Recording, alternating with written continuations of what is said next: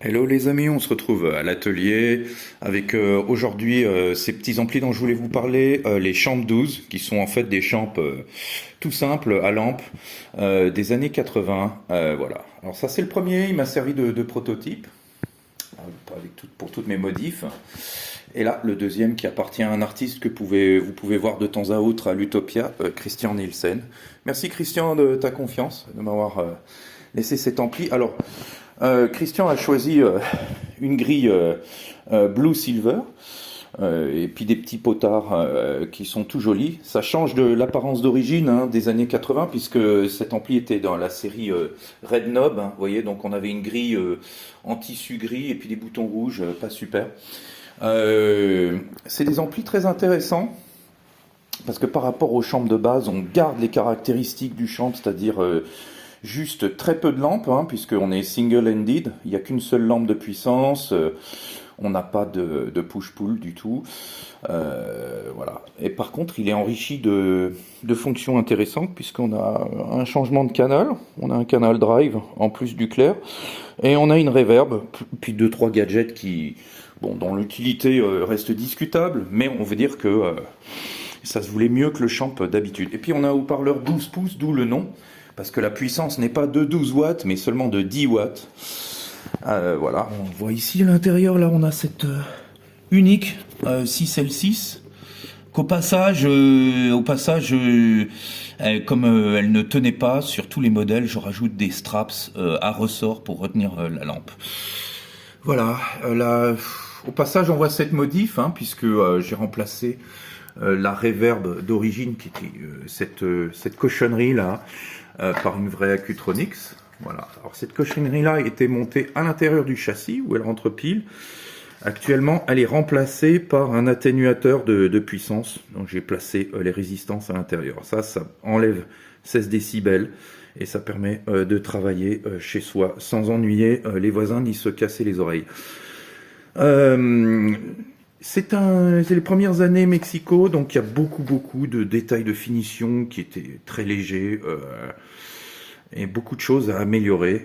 C'est ça qui rend ces amplis intéressants. Alors le premier truc, c'est qu'on a le changement de canal ne pouvait se faire que par le foot switch, lequel foot switch est soudé directement au châssis, le câble, donc il n'est pas détachable. On est obligé de se trimballer complètement avec. Donc la première modif, c'est évidemment de placer, voilà, de pouvoir opérer avec un jack extérieur. Bon, ça surprend personne.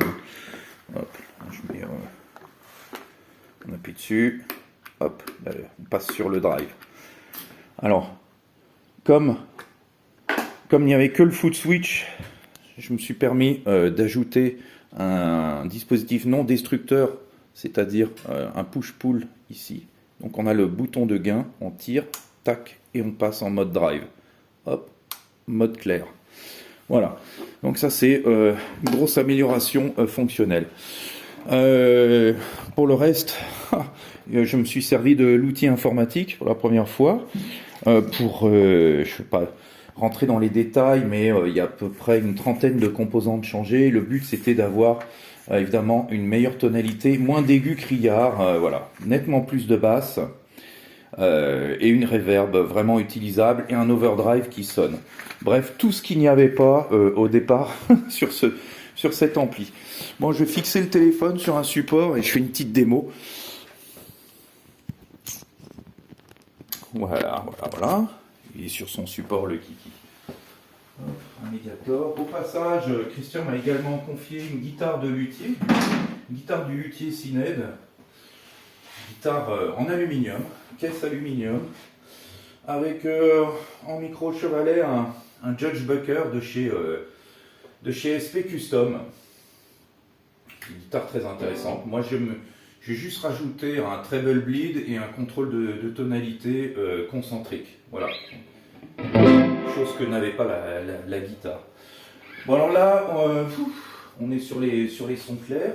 On voit que c'est quand même un ampli qui, malgré ses 10 watts, ça déménage grâce aux lampes.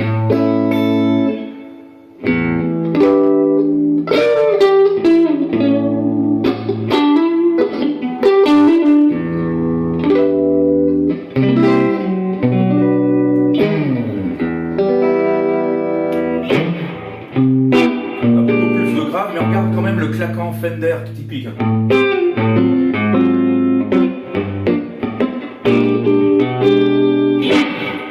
Voilà. Le micro Judge Bucker est intéressant parce qu'il y a ce petit côté un peu dark qui fait qu'on s'attend à des styles.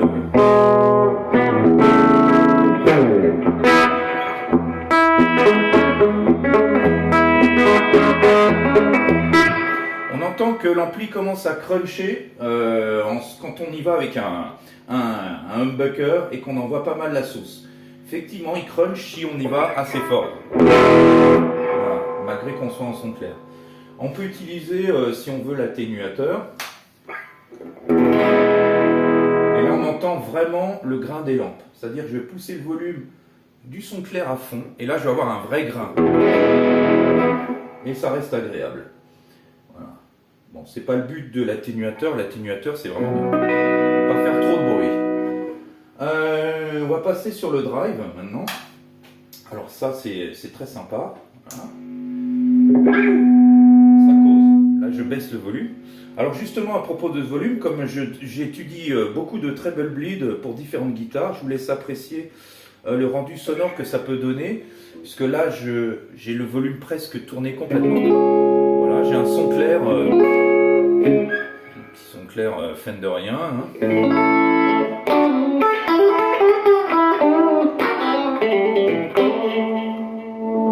Et là, je pousse le volume. Je vais récupérer.